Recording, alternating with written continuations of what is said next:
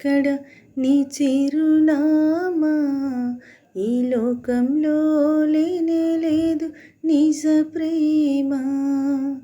ప్రేమ ప్రేమ ఎక్కడ నీ చిరునామా, ఈ లోకంలో లేనే లేదు నిజ ప్రేమ.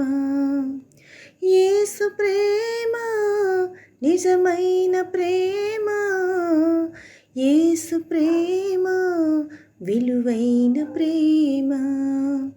యేసు ప్రేమ నిజమైన ప్రేమ, యేసు ప్రేమ విలువైన ప్రేమ.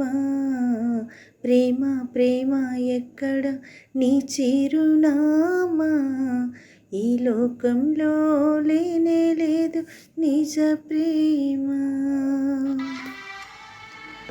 క్రీస్తునందు ప్రియులైన సహోదరి సహోదరులకు ప్రభువైన యేసుక్రీస్తు వారి దివ్యనామమున శుభాలు.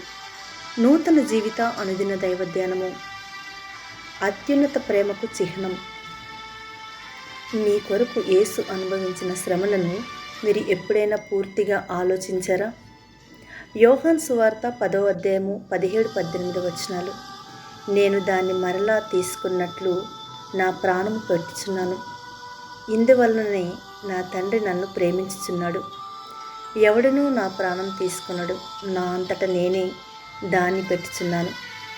దాన్ని పెట్టుటకు నాకు అధికారము కలదు, దాన్ని తిరిగి తీసుకొనుటకును నాకు అధికారము కలదు. నా తండ్రి వలన ఈ ఆజ్ఞ పొందితినెను. మనలో చాలామంది మన ఇంట్లో సిలువలను ప్రదర్శిస్తాము లేదా వాటిని మన మెడలో ధరిస్తాము. కానీ అది సూచించే ప్రేమ యొక్క లోతును పూర్తిగా గ్రహించడానికి మీరు ఎప్పుడైనా ఒక్క క్షణం తీసుకున్నారా? చరిత్రలో అత్యంత అవమానకరమైన మరియు బాధాకరమైన ఉరిశిక్ష పద్ధతుల్లో సిలువ ఒకటి అని చెప్పవచ్చు. సాధారణంగా సైనికులు నేరస్తుడిని 3 తోలు త్రాల కొరడాతో కొట్టడంతో సిలువ వేయడం ప్రారంభమైంది. ప్రతి తాడులో ఒక ఎముక లేదా లోహ ముక్క ఉంటుంది. అది మాంసాన్ని రిబ్బన్లుగా చీల్చుతుంది. అప్పుడు సైనికుల చేతిలోకి లేదా మణికట్టులోకి ఒక పొడవైన మేకును కొట్టారు. మరొక మేకు చీలమండల గుండా దూర్చబడింది. సిలువను పైకి లేపి ఉరి తీసేవారు దానిని భూమిలోని రంధ్రంలోకి దించి నిటారుగా నిలిపేవారు. శ్వాస తీసుకోవటానికి దోషి తన రక్తసిక్తమైన చీలమండలపైకి నెట్టవలసి ఉంటుంది. యేసు పూర్తిగా దేవుడే, కానీ ఆయన పూర్తిగా మానవుడు కూడా. ఈ క్రూరత్వం యొక్క పూర్తి శారీరక వేదనను ఆయన అనుభవించాడు మరియు భావోద్వేగ మరియు ఆధ్యాత్మిక వేదనను కూడా అనుభవించాడు. అన్నిటికంటే దారుణంగా రక్షకుడు మన పాపాన్ని తనపై వేసుకున్నాడు. తండ్రి తన ముఖం తిప్పుకున్నాడు. కుమారుడిని తన బాధలో ఒంటరిగా వదిలివేశాడు. మత్తయి సువార్త 27వ అధ్యాయము 46వ వచనంలో ఇంచుమించు 3 గంటలప్పుడు యేసు ఏలీ ఏలీ లామా సబక్తాని అని బిగ్గరగా కేకవేసెను. ఆ మాటకు నా దేవా నా దేవా నన్నెందుకు చేయి విడిచితివని అర్థము.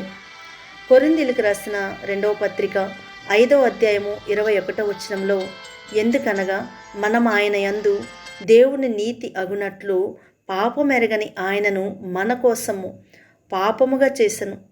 అయినప్పటికీ యేసు తనను తాను బాధితుడిగా చూడలేదు. ఆయన మన తరపున తన రక్తాన్ని ఇష్టపూర్వకంగా అర్పించాడు మరియు దానిని ఆనందంగా భావించాడు. హెబ్రీయులకు రాసిన పత్రిక 12వ అధ్యాయము 2వ వచనంలో మనము కూడా ప్రతి భారమును సులువుగా చిక్కులు పెట్టు పాపమును విడిచిపెట్టి విశ్వాసమునకు కర్తయు దానిని కొనసాగించేవాడినైన యేసు వైపు చూచుచు మన ఎదుట ఉంచబడిన పందెములో ఓపికతో పరిగెత్తుదము. ఆయన తన ఎదుట ఉంచబడిన ఆనందము కొరకై అవమానమును నిర్లక్ష్యపెట్టి సిలువను సహించి దేవుని సింహాసనము యొక్క కుడి పార్శ్వమున ఆసీనుడై ఉన్నాడు. అంతకంటే గొప్ప ప్రేమ మరొకటి లేదు. మీ కొరకు యేసు శిలువపై భరించినవన్నీ ఆలోచించండి మరియు ఆయన అపరిమితమైన ప్రేమకు ఆయనకు కృతజ్ఞతలు చెప్పండి. ఆమేన్.